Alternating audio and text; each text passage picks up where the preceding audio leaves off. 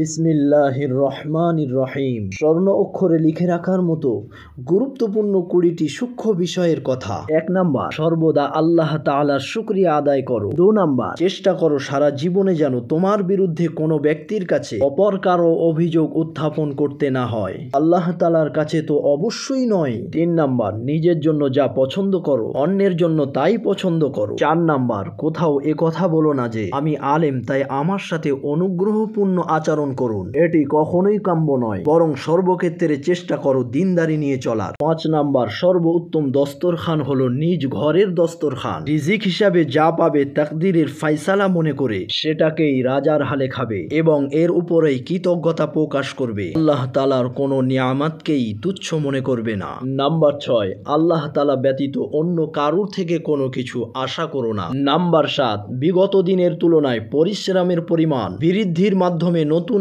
আগত প্রতিটি দিনকে সুন্দর করে সাজিয়ে নাও। 8 নাম্বার, সর্ব অবস্থায় বিত্তশালী ও অহংকারী ব্যক্তি থেকে দূরে থাকাই বাঞ্ছনীয়। 9 নাম্বার, প্রতিদিন সকালে কিছু দান খয়রাত করো আর সন্ধ্যায় ইস্তিগফার পাঠ করার অভ্যাস করো। 10 নাম্বার, নিজের কথার মাঝে মিষ্টতা তৈরি করো। নাম্বার 11, কখনোই উচ্চস্বরে কথা বলো না, এমনকি ছোট বাচ্চাদের সাথেও নয়। নাম্বার 12, যে জায়গা থেকে তোমার রিজিকের ব্যবস্থা হচ্ছে সে জায়গাকে মনে প্রাণে ভালোবাসো এবং সম্মান করো। মনে রাখবে এই সম্মান এবং ভালোবাসার পরিমাণ যেমন হবে তোমার রিজিকের পরিমাণও তেমনই হয়ে থাকবে। নাম্বার 13, চেষ্টা করো সারা জীবন যাতে সফল মানুষদের সাথে ওঠা বসা করতে পারো, এতে করেই হয়তো বা একদিন তুমিও তাদের অন্তর্ভুক্ত হয়ে যাবে। 14 নাম্বার, প্রত্যেক সেক্টরের যোগ্য ব্যক্তিদের সম্মান করো, তার সামনে আদবের সাথে আসা উচিত হোক সে যে কোনো ময়দানে। 15 নাম্বার, পিতামাতা, শিক্ষক ও আত্মীয় স্বজনদের সাথে তোমার উত্তম আচরণের পরিমাণ যেমন ভাবে তুমি বৃদ্ধি করে নেবে তোমার রিজিকও তেমন ভাবেই বৃদ্ধি পেতে থাকবে।